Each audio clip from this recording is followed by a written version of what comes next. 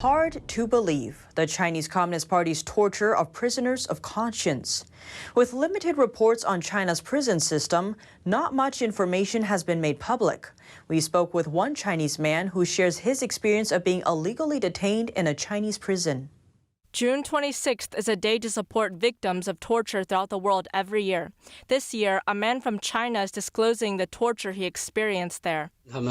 First, they made me take a cold shower, and before that, they had opened the window and door and a frozen bucket of water.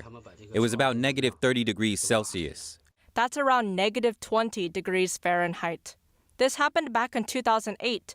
As people in China celebrated on New Year's Eve, Wang spent his first day in prison.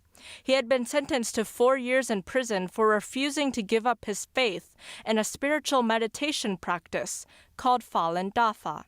Falun Dafa, also known as Falun Gong, is a meditation system first made public in 1992.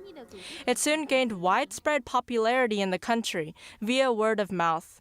But in 1999, then Chinese Communist Party leader Jiang Zemin took unexpected action.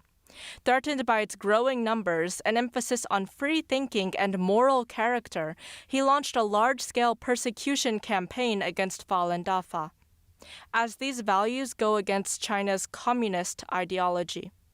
Those detained in China are often exposed to various kinds of torture methods, and Wang was no exception. But there was one method that sticks out in his memory: the sharp-edged stool.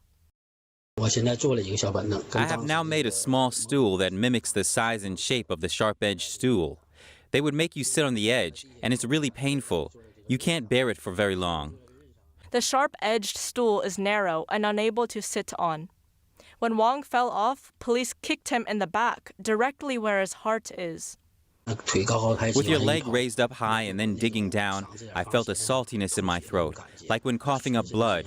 Your body, bones, and organs all become very painful. When Wang refused to sit, he was hit in the back of the neck with a wooden board and passed out. As soon as he recovered a little, prison guards would repeat the torture methods, first pouring ice water on him, then the sharp-edged stool, then beatings.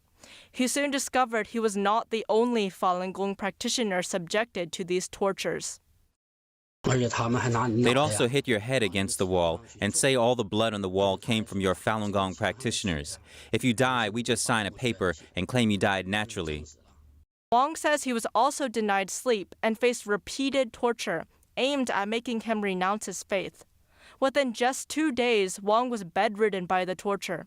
He explained that by that point, he just couldn't sleep because of the pain, and that it would take him 40 minutes just to roll over in bed. Wang was confined to bed for half a year. Before he had fully recovered, prison guards forced him to perform forced labor. The torture left scars on his neck and lower body. A 2020 U.S. State Department report says Chinese law prohibits physical abuse and mistreatment of detainees.